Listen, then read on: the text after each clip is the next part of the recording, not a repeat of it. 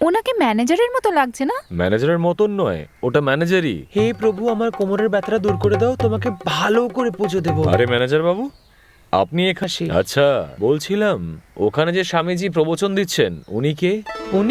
উনি আমাদের গুরুদেব। উনিই আমাদের রিসোর্টের নাম বাসম্বী রেখেছেন।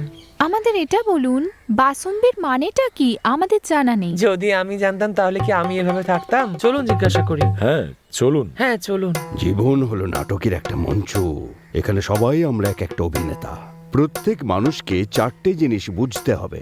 যে একবার খায় সে যোগী, যে দুবার খায় সে ভোগী, আর তিনবার যে খায় সে রোগী, আর যে চারবার খায় জেনে রেখো তার শরীর মৃত। সেই জন্যে খাবার জন্যে বেঁচে থাকার বদলে বেঁচে থাকার জন্য খাওয়া উচিত। এটা বেদান্ত নয়, এটা সিদ্ধান্ত।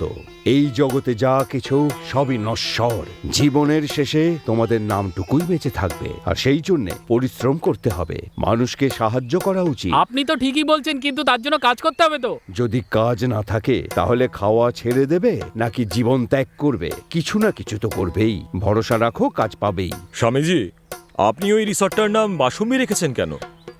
এখানে যারা আসবেন তাদের ভাবনাটা যেন ভালো হয়, ভালো চিন্তা করেন, ওনারা যেন সুখ পান, পরিতৃপ্ত হন। সেই জন্যই এর নাম বাসম্বী রেখেছি। এর অর্থ হলো ভাবনার সুন্দর প্রতিবিম্ব।